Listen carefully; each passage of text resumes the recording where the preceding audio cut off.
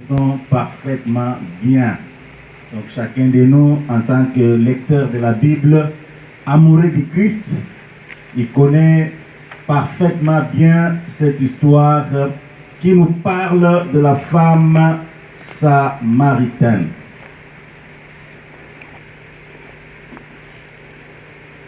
Je ne sais pas s'il y a quelqu'un parmi nous qui peut nous faire la lecture. Y a-t-il quelqu'un qui est disposé pour faire la lecture? Oui. Jean chapitre 4, à partir du verset 4 jusqu'au verset 42. Mais on pourra s'arrêter au verset 14 et puis aller petit à petit.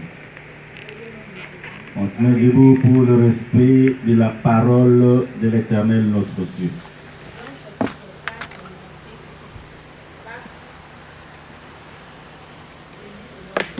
Comme il fallait qu'il passe par la Samarie, et arrivant dans une ville de Samarie, le mont Sichar, près du champ que Jacob avait donné à Joseph son fils.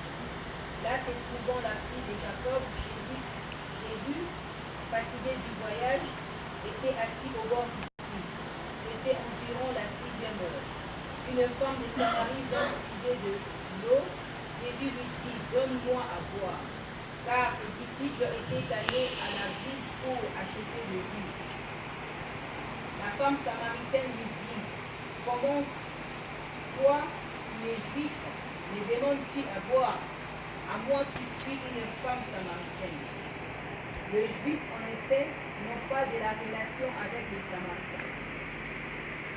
Jésus lui répondit, si tu connaissais le don de Dieu et qui est celui qui te dit, donne-moi à boire, tu lui aurais toi-même demandé à boire, et il t'aurait donné de l'eau vive.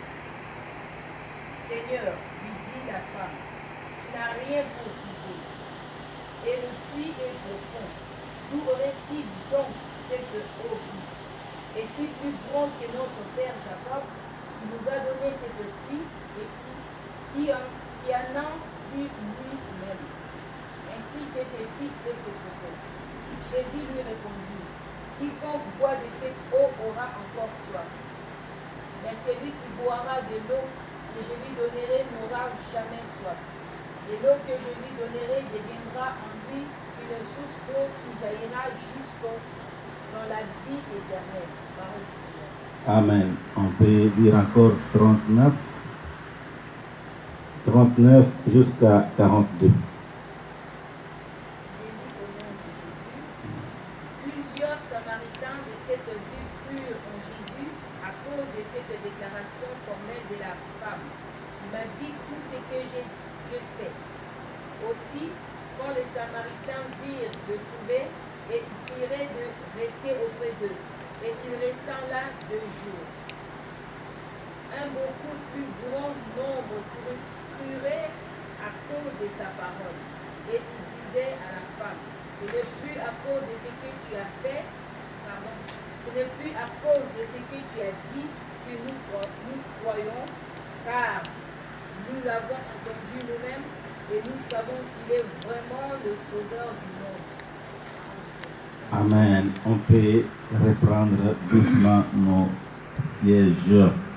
Si je peux nommer ce petit enseignement, je l'ai intitulé « Venez voir un homme qui m'a tout dit ».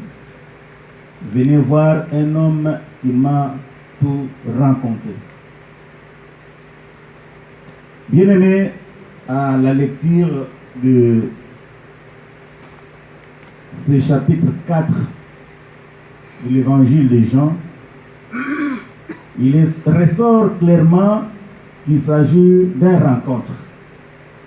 Une rencontre entre le Seigneur Jésus-Christ et une femme samaritaine. Une femme étrangère dans la portion de l'alliance.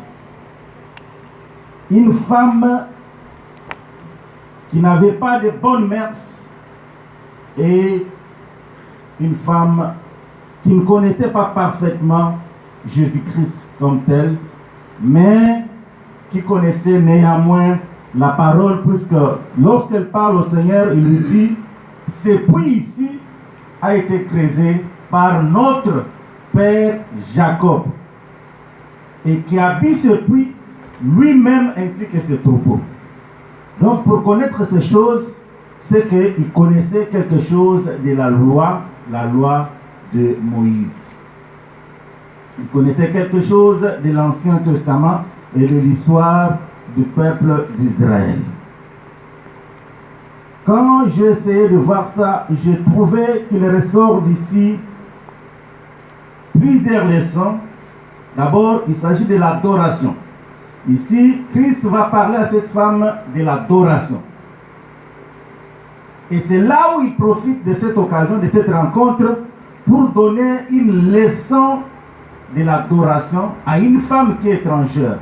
Mais les disciples qui étaient allés chercher à manger, puisque nous allons voir en détail, lorsqu'ils sont revenus, ils ont trouvé Christ face à face avec cette femme.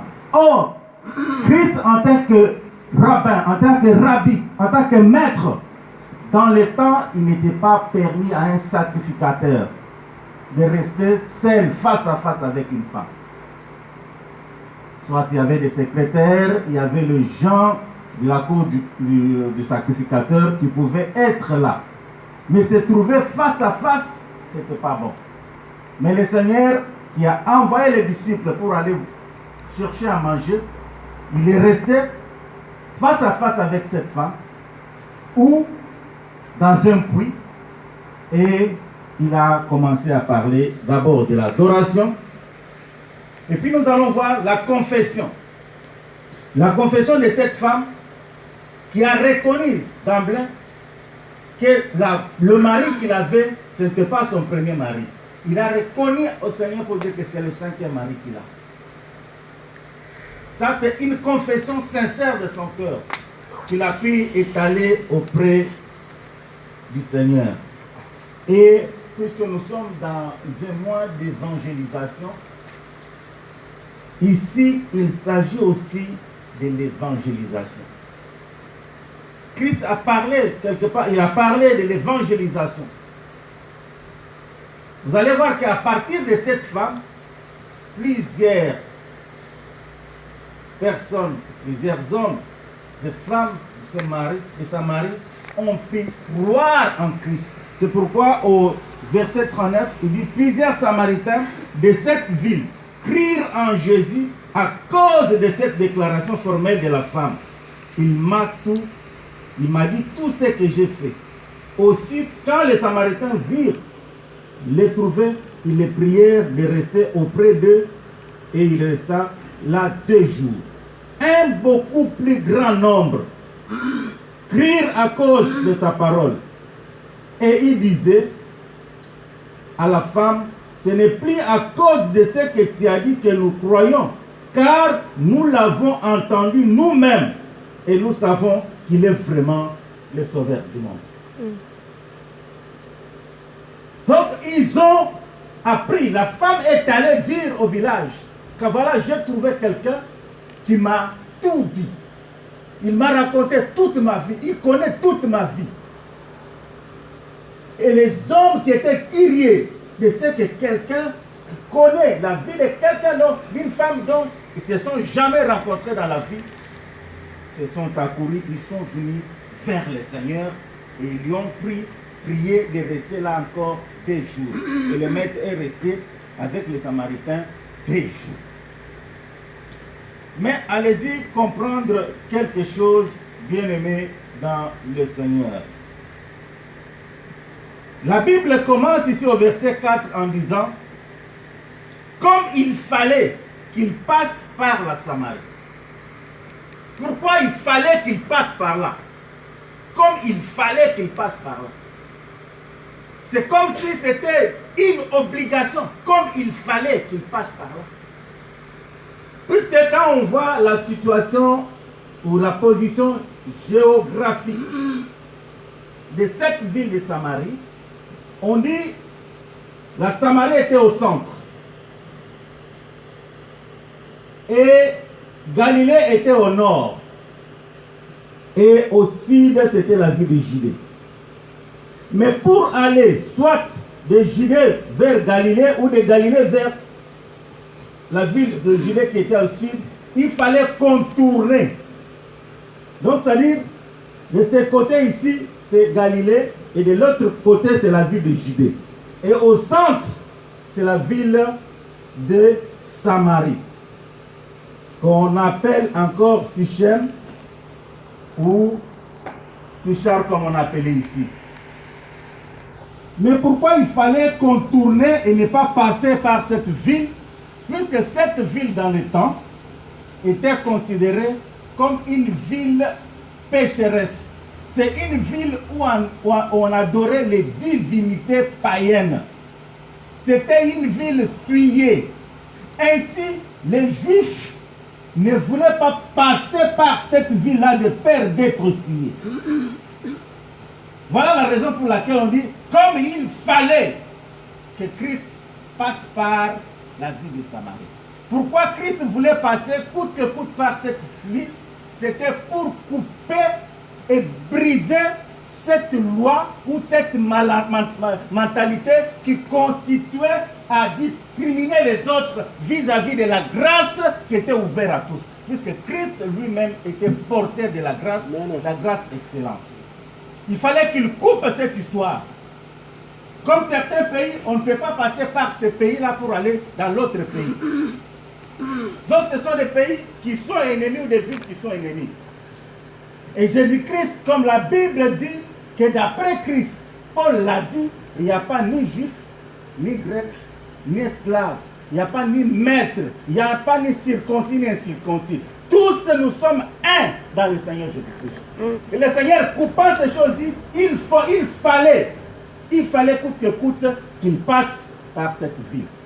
Et bref, il fait l'adoration là-bas et en même temps, il reste dans cette ville pécheresse pendant des jours. Peut-être dans la vie, il y a certains endroits où on peut gagner les âmes. Mais on s'est dit, moi je ne peux pas passer par cet endroit-là. Or, Christ n'est pas venu pour ceux qui sont en bonne santé. Jésus-Christ n'est pas venu sur la terre pour ceux qui sont propres. Il n'est pas venu pour ceux qui sont déjà en bonne santé, qui ont tout. Il est venu pour les pauvres, il est venu pour les malades, mais il est venu surtout pour les pécheurs. En fait, que les pécheurs aussi participent à la gloire de notre Dieu. Yes. Donc, nous ne pouvons pas nous empêcher d'aller dans certains endroits où nous trouvons, puisque le but même de l'évangile, il dit allez et faites de toutes les nations, mais est-ce qu'on dit allez et faites des chrétiens seulement mes disciples? Allez faites des juifs, allez faites seulement des français? On dit allez et faites de toutes les nations, mais mes disciples.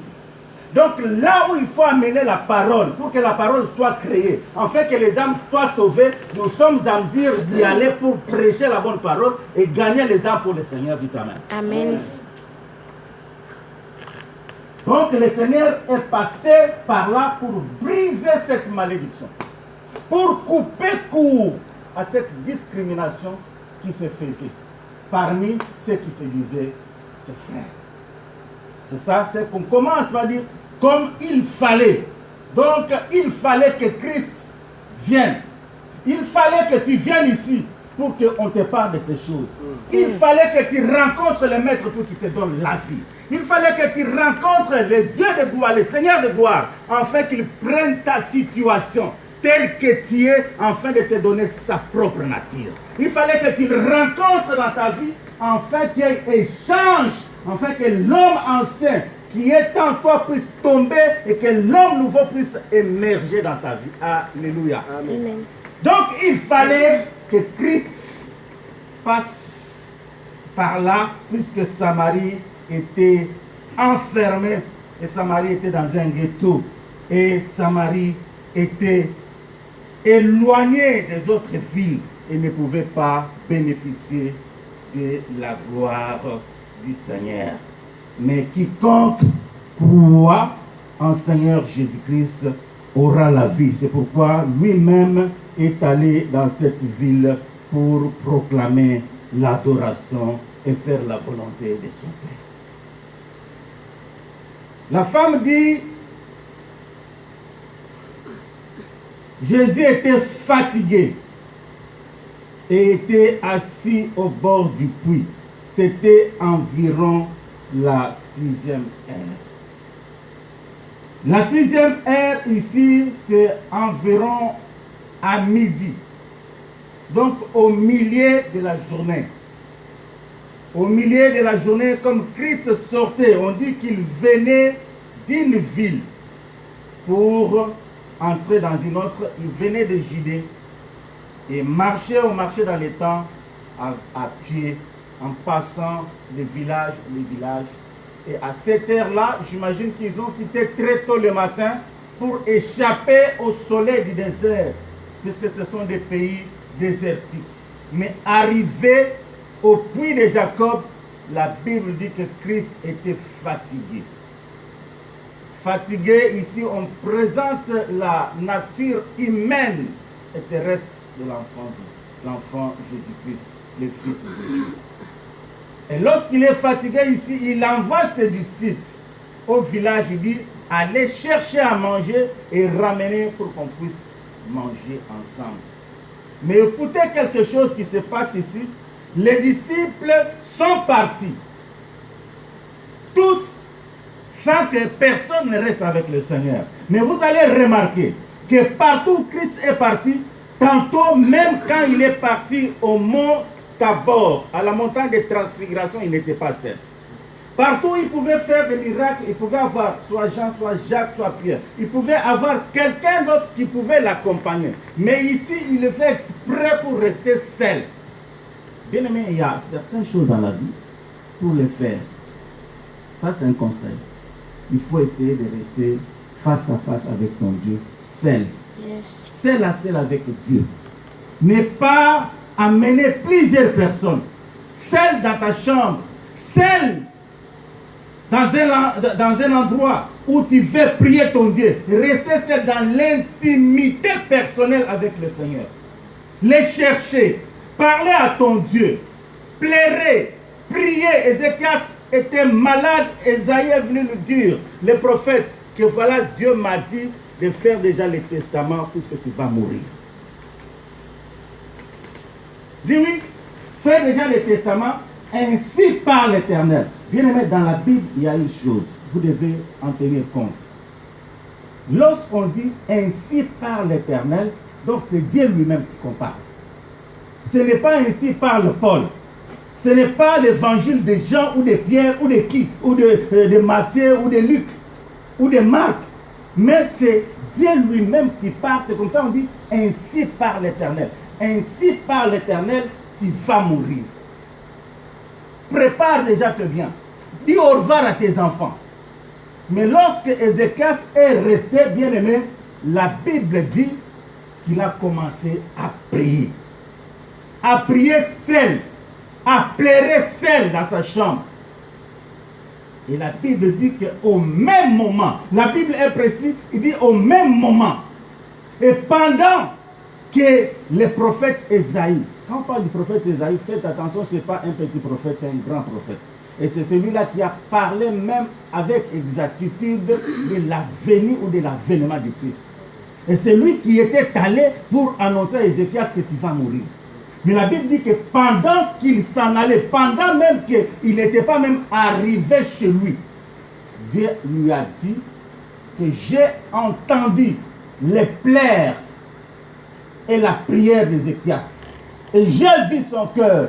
Rentre, je lui ajoute encore 15 ans sur sa vie. Bien aimé, de la même bouche où est sortie la malédiction, de la même bouche où est sortie la condamnation, de la même bouche où est sortie la parole de Dieu vivant, c'est de la même bouche qu'on a proclamé que 15 ans encore sur la vie d'Ézéchias. Mais pourquoi? Puisqu'il a développé la prière personnelle, l'intimité personnelle. Bien aimé, dans la vie, développe l'intimité personnelle. N'associe pas beaucoup de gens dans certains cas. C'est ton cas. C'est ton problème. Ce n'est pas le problème de l'autre. C'est ton problème, c'est ton souci à toi. C'est ta vie à toi, c'est ta destinée. Il s'agit de ta vie et non de la vie de quelqu'un. Ce n'est pas la vie même de ton voisin, ni de qui que ce soit, mais c'est ta vie propre. Prends ça avec beaucoup de soin et présente-toi devant Dieu, celle à celle avec Dieu. C'est pourquoi vous allez voir dans l'Ancien Testament, lorsque Moïse devrait monter à la montagne de Sinaï pour prendre des directives émanant de Dieu lui-même, il n'allait pas avec Aaron qui était son frère. Dieu lui parlait comme un père parle à son fils. Il revenait et il parlait au peuple. Donc c'est ça la dimension dont nous devons arriver. Nous devons arriver au temps où avec Christ, on développe, je me répète, on développe l'intimité personnelle avec Dieu.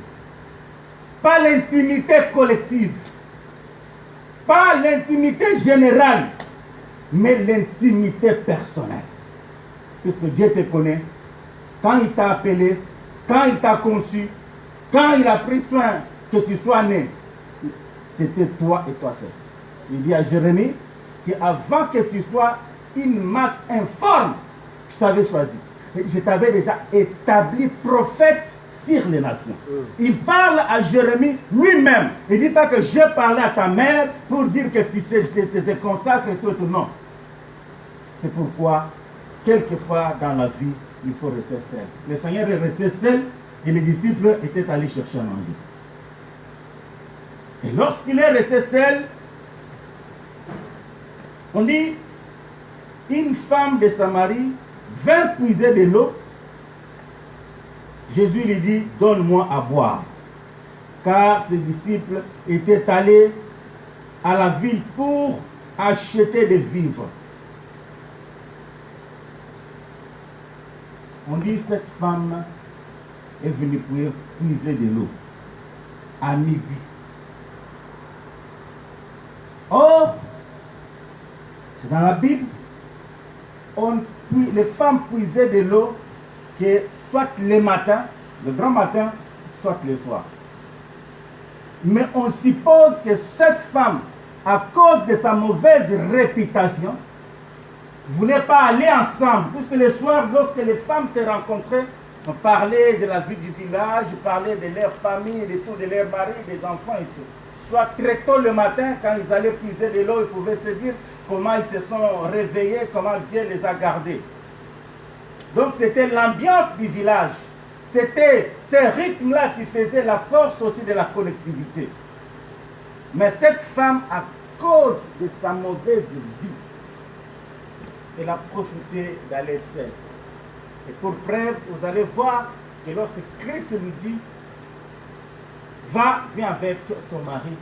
Il dit, je n'ai pas de mari. Il dit, mais non, je te dis que celle que tu as, celui que tu as, c'est le cinquième. Donc, une femme de mauvaise mœurs. Mais Jésus se décide de croiser cette femme face à face et de parler.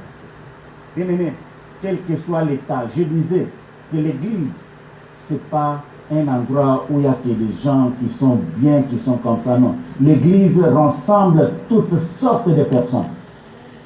C'est l'endroit où les prostituées doivent venir pour avoir la vie et d'être sauvées. C'est l'endroit où les bandits, tous les malfaiteurs doivent venir pour écouter la parole de Dieu et pour être transformés. C'est l'endroit où même ceux qui sont rejetés dans la société peuvent venir et pour retrouver aussi la vie. Donc la vie est dans l'église. Amen. Alléluia. Alors il faut aller prêcher, amener tout le monde sans exception, bien-aimé. À l'église, on ne chasse pas les gens. À l'église, on ne chasse pas les gens. Mais à l'église, on aménage les gens. Puisque les gens sont venus avec leur vie pour recevoir la vie qui est la vie Zoé, la vie éternelle. C'est pourquoi Christ dit, venez à moi, vous tous qui êtes fatigués. Je vous donnerai dit. Il ne dit pas, venez à moi, vous tous qui êtes sauvés. Venez à moi, vous tous les chrétiens, vous tous qui êtes les croyants. Non, vous tous qui êtes fatigués. Bien-aimé, je lance maintenant l'appel à tout celui qui est fatigué et qui m'écoute ces jours, soit par Facebook ou par quoi, de venir dans la maison de Dieu pour avoir la vie. Toi qui es rejeté par la société, toi sur qui on ne compte pas, toi qui n'as pas de diplôme, toi qu'on dit ta vie va basculer, toi qu'on a condamné par le monde, la famille t'a condamné, les médecins t'ont condamné, les amis t'ont condamné. Viens auprès du Seigneur, il y a encore la vie. Il y a la vie auprès du Christ. Il dit, venez à moi, vous tous qui êtes fatigués, vous tous qui êtes chargés, vous tous qui êtes malades, vous tous qui êtes délaissés, vous tous qui êtes malades, venez, je vous donnerai du repos. Christ t'appelle pour venir dans sa maison, afin qu'il te donne la vie éternelle. Amen. Alléluia. Amen. Cette femme était une femme de mauvaise mœurs. Mais Christ a dit, il faut que cette femme soit sauvée. Dieu a besoin de pécheurs qui se répandent. Il a besoin de ceux qui prennent des décisions dans leur vie antérieure et coupables pour s'approcher du bas de la croix, là où il y a la vie. Dieu ne rejette personne. Et le souci même de Dieu est que tout le monde soit sauvé. Que tous soient sauvés. Il dit, allez et faites de toutes les nations mes disciples. C'est ça le commandement. C'est l'ordre suprême que Dieu a donné à l'Église. Nous sommes dans un mois, le mois d'évangélisation. C'est le mois où nous devons aller partout, sans distinction ni discrimination de lieux, de milieux, ou de classes, ou de couleurs de peau, ou de quoi. Allez partout, bien-aimés dans le Seigneur, amener les brebis dans la bergerie du Seigneur, afin qu'ils trouvent une pâturage et qu'ils soient aussi en bonne santé spirituelle. Alléluia. Amen.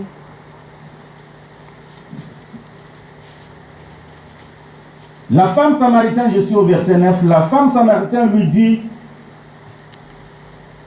comment toi qui es juif me demandes-tu à boire à moi qui suis une femme samaritaine? Les Juifs, en effet, n'ont pas de relation avec les Samaritains. Bien-aimé, Jésus a demandé de l'eau à cette femme, puisqu'il voulait introduire une autre leçon. Mais la femme lui dit, mais pourquoi toi tu es juif et que tu me demandes, moi qui est samaritaine, de l'eau? Il n'y a pas de relation entre nous et vous. Je parlais de la situation géographique de cette ville de Samarie qui est au milieu entre Judée et la ville de Galilée, qu'il fallait contourner, ne pas passer par cette ville. Mais Christ qui est passé ici demande de l'eau à une femme qui est soi-disant, qui est païenne. Et la femme dit non, il n'y a pas de relation. Mais Christ, en demandant de l'eau, voulait introduire une autre leçon. Mais en demandant aussi de l'eau, c'était l'hospitalité de l'Orient. À l'Orient, on pouvait refuser à quelqu'un toute chose, mais pas de l'eau. Bien que l'eau est rare, c'est une denrée rare, mais on ne peut pas refuser à quelqu'un de l'eau. Christ a demandé aisément de l'eau, mais cette femme de mauvaise mœurs a dit non. Toi, tu es juif. Moi, je suis samaritain. Il n'y a pas de lien, il n'y a pas de relation entre nous, mais comment toi, tu peux me demander de l'eau à boire? Bien-aimés dans le Seigneur, la première dimension que cette femme présente au Seigneur, vous pouvez écrire ça si vous êtes en train de noter, il a pris le Seigneur comme un homme, comme un juif. Ça, c'est la première dimension. Et vous allez voir que au fur et à mesure, cette femme sera éclaircie juste à la qualification qu'il fallait pour le Seigneur. Il dit, toi, tu es d'abord juif. Ça y est, tu es un homme. Tu es comme moi. Moi, je suis une femme, tu es un homme, mais nous n'avons pas de relation avec toi. Mais le Seigneur lui dit,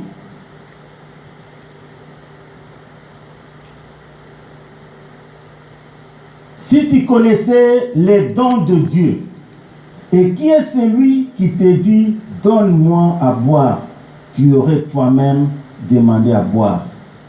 Et il t'aurait donné de l'eau vive.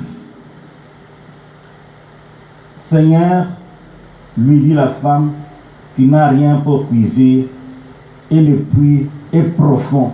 D'où aurais-tu donc cette eau vive? Le Seigneur lui dit, si tu connaissais la personne qui te demande de l'eau, ce n'est pas lui, en réalité, ce n'est pas moi qui devrais te demander de l'eau, mais c'était toi qui devrais me demander de l'eau. Est-ce que quelqu'un a-t-il compris quelque chose là? Est-ce que quelqu'un a-t-il compris quelque chose? Amen. Il dit, si tu connaissais la personne qui te demande de l'eau, c'était à toi de lui demander de l'eau. Ce n'était pas à lui, ce n'était pas à moi de te donner de l'eau. Puisque moi, Christ, qui te demande de l'eau, moi je suis la source de l'eau vive. Ici, Christ se présente dans la dimension des créateurs. Il dit, cette eau même, le puits, l'eau, c'est moi qui ai créé ça. C'est moi qui ai l'auteur de ça. Donc, c'est toi qui devrais me donner. Et si moi, je te donne l'eau, cette eau que tu vas prendre, tu n'auras pas soif. Il lui parlait maintenant de la parole de Dieu. Or, la parole qui sortait, c'était la parole de Christ. Christ lui-même était la parole. Il dit, cette parole, si tu la mets en pratique, c'est une semence incorruptible de vie. Cette parole, si tu la mets en pratique, tu n'auras pas soif, tu n'auras pas à venir ici à midi pour puiser de l'eau. Puisque moi-même qui te parle, je suis la source de l'eau vive. Yes. Bien-aimé, Christ est la source de l'eau vive. Il dit, celui qui prendra cette eau jaillira même en lui. Il va étancher la soif. C'est Christ qui est la source, bien-aimé. Nous devons croire et connaître. Nous devons espérer en lui, puisqu'il est la source de toutes choses, bien-aimé. Cherchez d'abord Christ. Cherchez d'abord le Seigneur Jésus-Christ. Pendant qu'il se trouve, pendant que tu es vivant, bien-aimé, cherche Christ. C'est en lui que nous avons la vie, nous avons l'être et nous avons le mouvement. En lui, il y a la plénitude de la gloire de Dieu. En lui, nous sommes bénis au-delà de toute bénédiction terrestre et céleste, puisqu'il est la source même de toute bénédiction.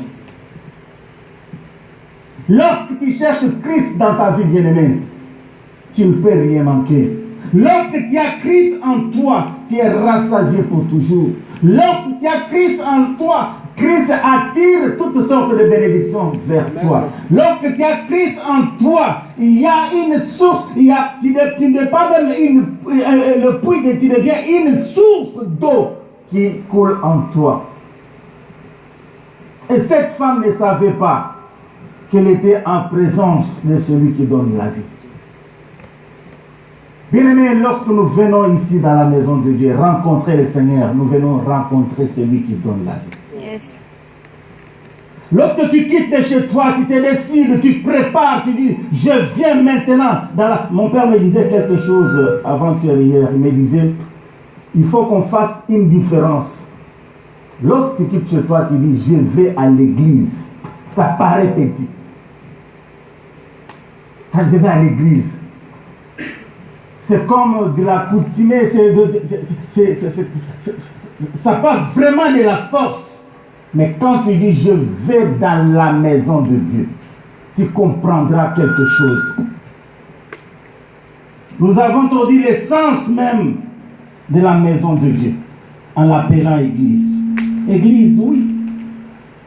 Mais lorsque tu l'appelles, je vais dans la maison de Dieu. Je pense que tu dois t'attendre à quelque chose. Donc je vais rencontrer Dieu. Je vais chez Dieu. C'est ça, non? C'est comme je vais chez le frère Alberto. Mais je ne vais pas chez le frère, je vais chez Dieu, dans la maison de Dieu. Essayez un peu de comparer ça. Je vais dans la maison de frère Péché. Mais non, je vais dans la maison de Dieu. Donc, ça donne la dimension pire de ce que nous venons chercher dans la maison de Dieu. Donc, nous venons rencontrer Dieu lui-même dans sa maison. C'est pourquoi David pouvait dire, je suis dans la joie quand on me dit, allons dans la maison de l'Éternel. Il ne dit pas, je suis dans la joie quand on me dit, allons dans l'église, mais dans la maison de l'Éternel. Est-ce que ça sonne bien? Yes. Allô? Est-ce que ça sonne bien? Yes. Quand tu dis, je vais à l'église, c'est tellement que on parle de l'église, ça devient monotone.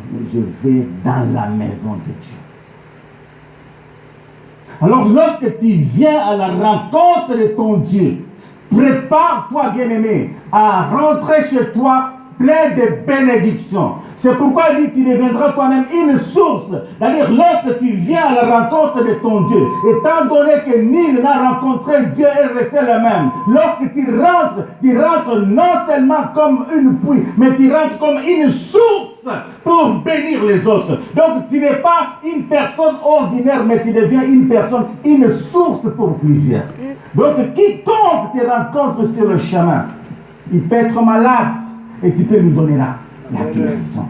Il peut être dans des situations compliquées, puisque toi qui viens à la rencontre de ton Dieu, tu es couronné de la gloire de Dieu lui-même, et tu sens Dieu lui-même, tu rentres rempli de la bonté de Dieu, tu rentres rempli du pouvoir éternel, tu rentres avec la puissance, avec l'autorité que Christ a léguée à l'Église. Et là, c'est où on dit, voici les miracles qui accompagneront.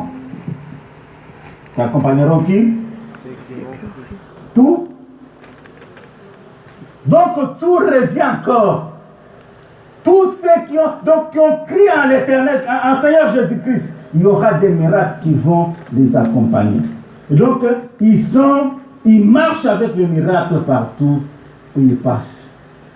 Les malades sont guéris. Les démons sont chassés.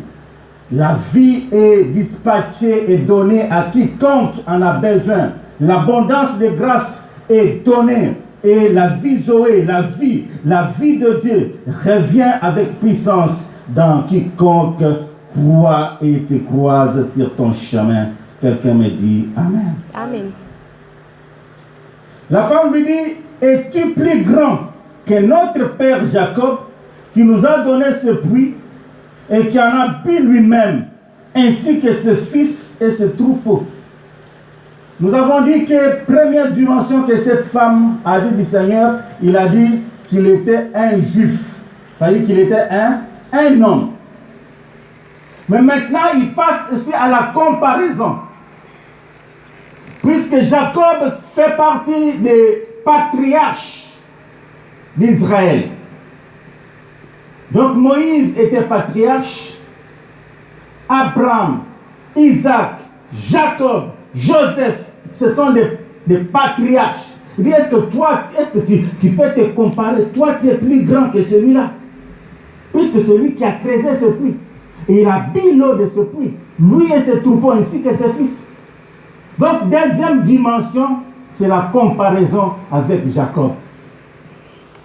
Mais quel est ce Jacob-là que cette femme compare au Seigneur de gloire? Jacob, c'est ses fils d'Isaac qui a pris la bénédiction de son frère, bien qu'avec la complicité du Seigneur lui-même, mais qui s'est enfui. Mais là où il est allé, il s'est marié à 4 femmes. Une telle personne ne peut pas même le comparer au Seigneur. Et quand on voit même les types de Christ dans la Bible, on n'est pas Jacob dans les types de Christ. C'est quelqu'un qui a fait une vie qui est une vie un peu compliquée, bien aimé. Bien que c'était quelque chose de la famille. Mais vous allez voir que son père, Isaac, n'a pas eu de femme. Mais lui en a eu 4. Mais il compare maintenant Jacob. Cette femme compare Jacob au Seigneur de gloire. Ça, c'est la comparaison avec un homme. Mais écoutez ce que dit Jésus lui répondit, quiconque boit cette eau aura soif. Donc quiconque boit l'eau de Jacob, du puits de Jacob, aura toujours soif. Ça, ce sont des bénédictions qui sont éphémères et passagères. C'est la bénédiction de l'homme sur l'homme. C'est la bénédiction, par exemple, de ton père ou de ta tante, de ton cousin ou qui. Mais la Bible dit que c'est la bénédiction de l'Éternel qui enrichit et ne se fait suivre d'aucun chagrin. C'est comme ça que le maître lui dit, quiconque boit cette eau dont toi tu ne veux pas me donner, malgré tout ce que je t'ai dit, il aura toujours soif. Bien-aimés, vivez dans les eaux profondes. Vivez à la source du Seigneur lui-même. Allez à la source de Dieu lui-même. Prenez quelque chose et c'est cette bénédiction-là qui va t'enrichir. Pas la bénédiction passagère, la bénédiction des hommes. Mais celui qui boira de l'eau que je lui donnerai n'aura jamais soif. Et l'eau que lui donnerai deviendra en lui une source d'eau qui jaillira jusque dans la vie éternelle. Il lui explique maintenant, il dit, mais si moi je te donne l'eau qui est à moi, lorsque tu prends ça, tu n'auras jamais soif. Et cette eau va jaillir en toi une vie éternelle. Et la femme comprend que je suis maintenant en présence de quelqu'un qui commence à me compliquer la vie et qui a une certaine connaissance et dit, maître, donne-moi maintenant cette eau.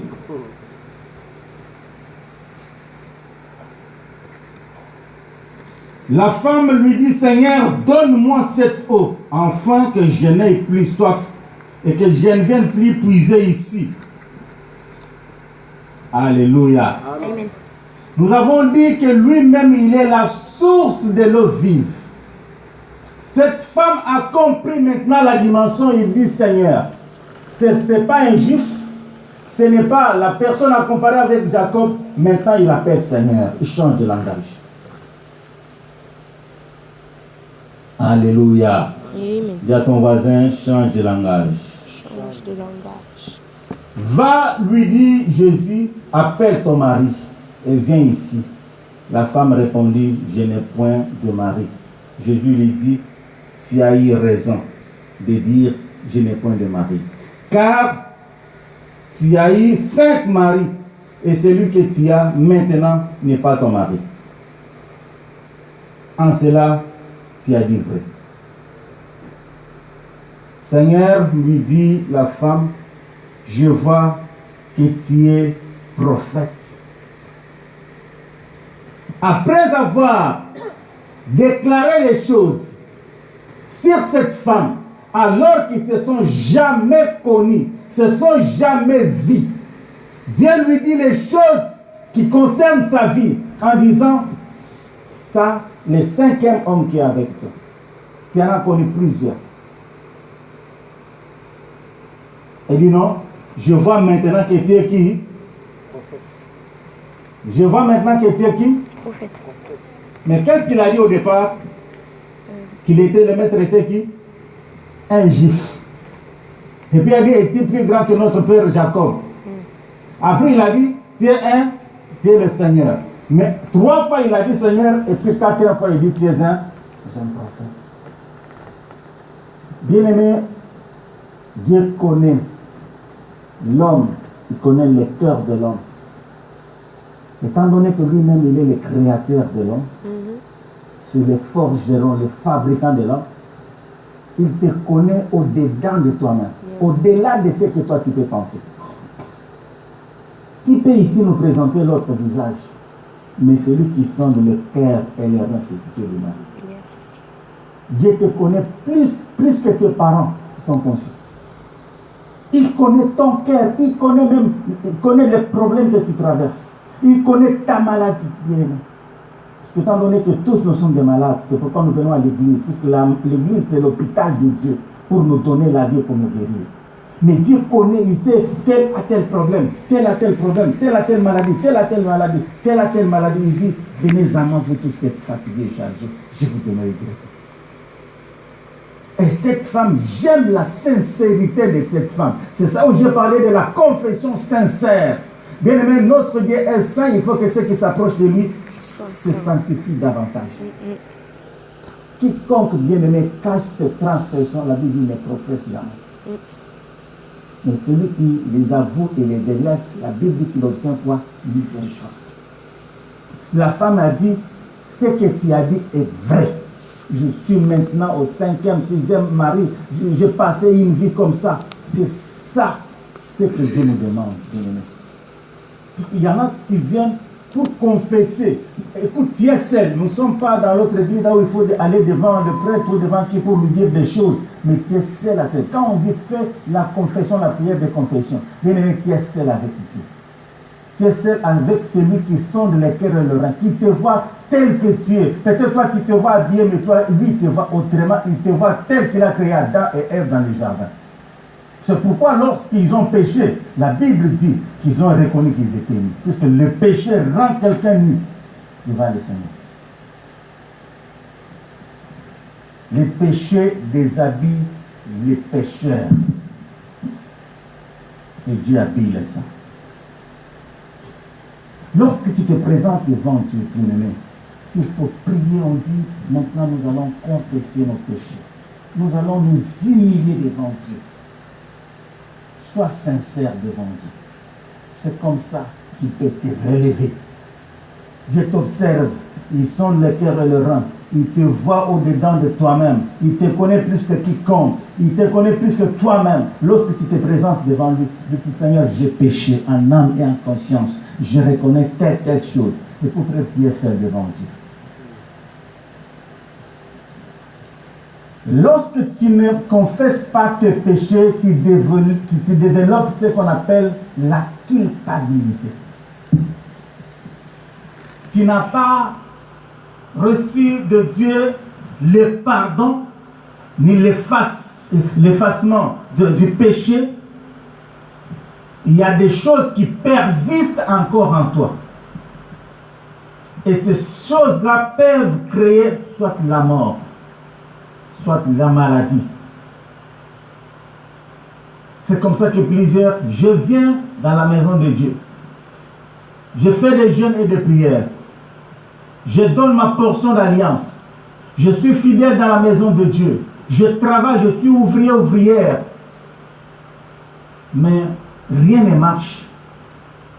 Tantôt, ce sont ceux qui sont dans la maison de Dieu, qui sont malades, et des maladies terribles. Pourquoi? Puisque ce qui est en toi est en train de te ronger. Tu as la culpabilité.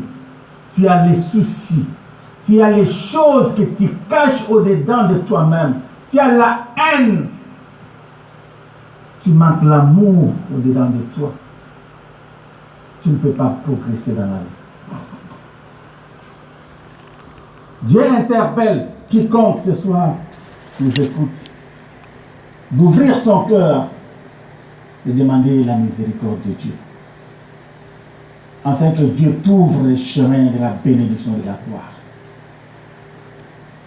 Avec les cas qui sont les cœurs et les reins. Il connaît l'homme pour l'avoir créé lui-même. Et lorsqu'il se présente devant l'homme, il dit, mon fils, donne-moi ton cœur, puisqu'il sait que c'est dans les cœurs où il y a, c'est le cœur qui est le centre de toutes choses mauvaises.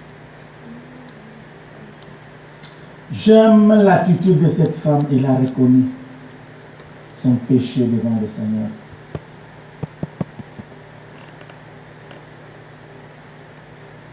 Et tu peux ce soir à reconnaître devant Dieu tes péchés, tes égarements, afin qu'il te relève. Dis, nous devons nous approcher de lui, le Seigneur Jésus-Christ, afin qu'il nous relève au temps convenable. Le temps convenable pour toi et pour moi, c'est ce soir. Où nous devons entrer à nous-mêmes, au plus profond de nous-mêmes, afin d'implorer la miséricorde et la grâce. Ézéchias l'a fait. Il a rencontré sa vie au Maître et Dieu lui a ajouté 15 ans supplémentaires dans sa vie. Dieu va ajouter quelques années encore sur la vie que tu as sur la terre. Et c'est pendant ces 15 ans qu'il va bénir ta vie, t'élever. Il va bénir encore le fruit de tes entrailles. Il va bénir encore ta destinée. Dieu a besoin que tu lui parles ce soir. Cette femme a reconnu au Seigneur. Il a fait une confession sincère. Il a dit au Maître, tu m'as dit la vérité.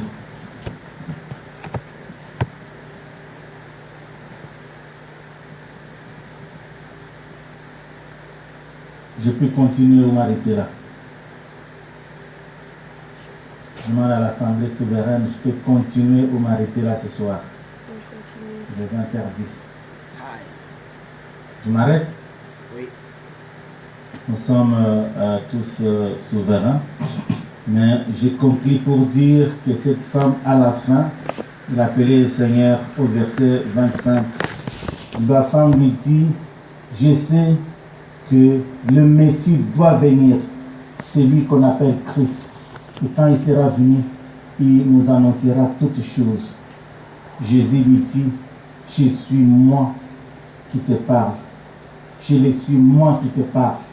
J'aime la version Martin qui dit, il nous enseignera toutes choses.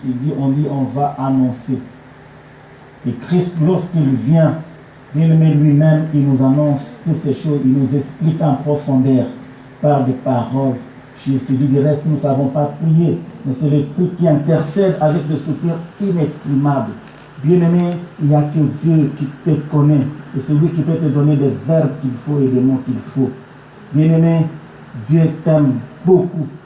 Il t'aime beaucoup. Cette femme a reconnu aussi que c'est le Messie qui devrait venir pour nous expliquer de toutes choses, comme il nous a fait grâce ce soir de nous expliquer ces choses.